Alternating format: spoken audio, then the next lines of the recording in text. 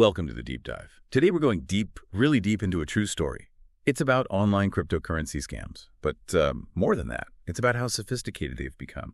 How a simple online chat can, well, lead to absolute disaster. We're talking serious financial loss here based on, seemingly normal digital interactions. It's quite unsettling, actually, this deep dive. It's about mapping out that deception. And the core of this story, the figure that just grabs you, is a 62-year-old retired professor. He lost an incredible 1.93 crore. Wow, yeah. Just under 2 crore rupees. Gone. And it's crucial to understand this isn't just a one-off.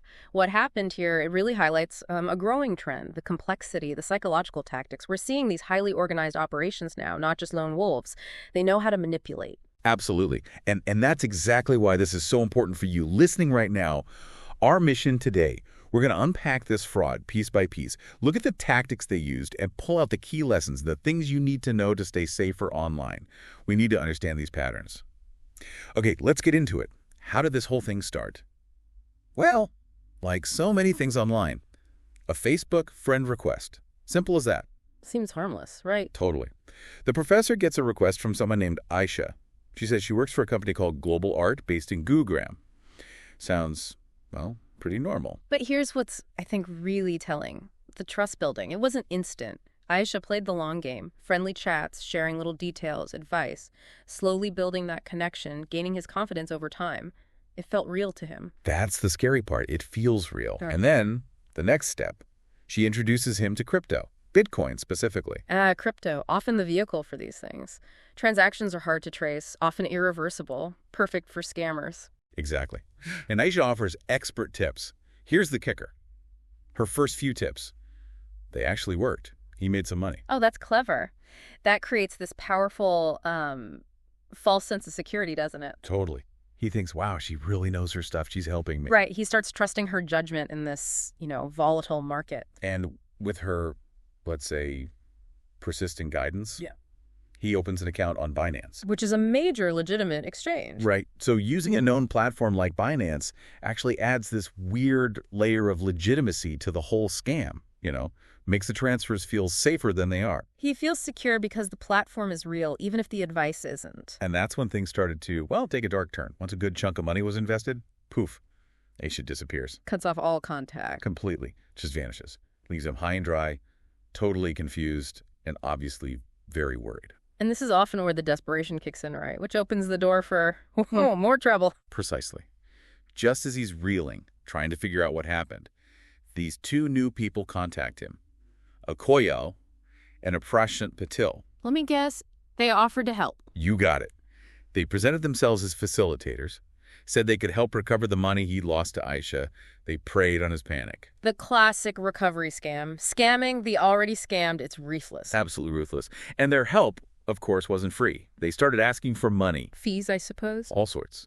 Processing charges, transaction fees, administrative costs, you name it. They claimed these payments were essential to unlock his original funds. And he's desperate at this point. Completely. Desperate to get his money back. So tragically, he keeps sending money. He's falling deeper into the exact same trap, just, with different people pulling the strings. Believing these new fees are the key. It's heartbreaking. Until, eventually, the horrible realization sinks in. He figures it out. He's been scammed. Not once, but twice. By 2 related or maybe the same group. The cycle of demands, no results. It finally becomes clear. Yeah. The truth just hits him hard. And the final tally, as you said, 1.93 crore. Just staggering. It really is. So what happened next? Legally, I mean. Well, the West Region Cyber Police in Mumbai, they registered a case. Online fraud. Okay. And they've filed charges under the IT Act, the Information Technology Act, which is key for cybercrime in India. Right. And also, interestingly, under the new Bharatiya Nyaya Sanhita. The BNS. That's significant. It's meant to be a more comprehensive legal kind updating things for modern crimes like these complex online schemes. Exactly. It shows the authorities are taking this kind of digital threat very seriously now. Yeah. The investigation that's ongoing, they're trying to find these fraudsters. Good, because these aren't small-time operators. No kidding. So pulling back a bit, Yeah.